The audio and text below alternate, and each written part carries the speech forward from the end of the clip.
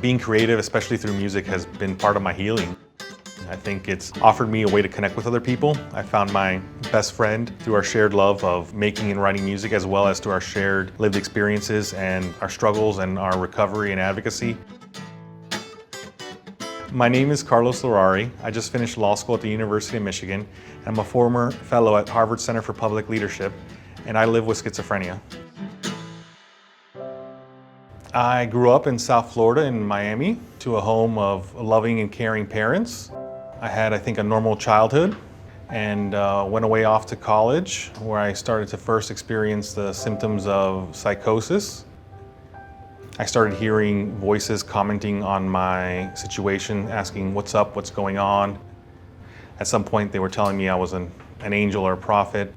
I started having the belief that there were special messages in the television. I'd watch a Miami Heat game and the NBA players would ask me what was going on. Routine classwork that I could normally do, cranking out an essay in a couple hours, became impossible. I would stare blankly at my computer screen. At some points at college, I was eating out of trash cans and smoking cigarettes off the ground. I had become like a homeless person wandering the college campus at odd hours. I had a family friend who had been able to see me over the years, and she notified my mom that there was some changes in my behavior and that were concerning, and my mom immediately came to campus and she met with my academic advisor and myself, and my academic advisor said, "Carlos, you're an adult.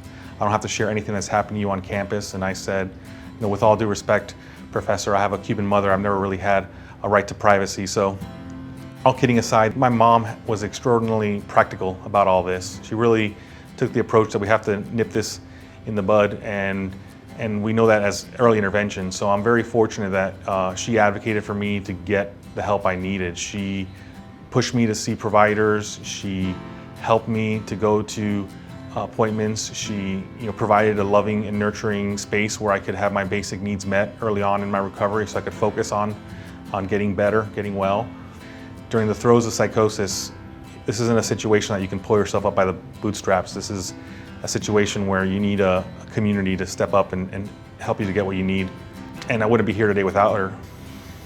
I was very fortunate that early on I was connected to support groups and communities such as the National Alliance of Mental Illness. And there I attended groups at the behest of my family, my mom.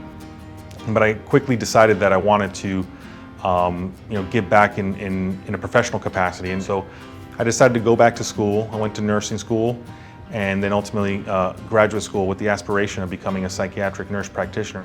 So I could be the person that others would need, so I could be the person that I needed. And it's allowed me to care for the population. And I found that it has enriched my clinical practice. I mean, the hardest part is early on in the diagnosis of psychosis or schizophrenia, where it feels like your whole world sort of turns to black and there's no hope. And for me, when I share my experience to my patients, I draw not only from my clinical knowledge, but from my lived experience. After working in the front lines of our healthcare system, doing direct patient care for a number of years, I felt that I could make a greater impact by doing systemic advocacy on behalf of this population. So I decided to go to law school at the University of Michigan. I decided to go to policy school at the Harvard Kennedy School of Government with the hopes of taking the lived experience I have as someone with this illness, the clinical experience I have caring for this population, to fight for change, whether that's in the form of a care that's more coordinated between mental health and primary care, whether it's in the form of continuing to share my story, to fight stigma and to change public perceptions, and to potentially have a greater impact one day. Moving forward now in my role, hopefully shaping mental health policy, I think the most important things are early intervention, getting people care as quickly as possible, community-based care, getting people care in their homes and amongst their friends and family, and having access to high-quality, evidence-based care. Living your possible means to me shattering expectations of what you think schizophrenia means. Early on, I felt, and I'm almost ashamed to say that I was destined to a life on the margins, that the best I could hope for was, living at home forever, or not working, or going back to school, or having a family. I've been able to build a life through the support of friends and family that I never thought was possible when I got first diagnosed. A life filled with work, relationships, and in many ways I feel a deep sense of gratitude and appreciation that despite a challenging road behind me and ahead, I still have a very rewarding and fulfilling life. It was hard early on to feel like I was ready to find love and be loved, because you get this stigmatizing diagnosis and label and you just naturally think, this is over, who would want to be with me?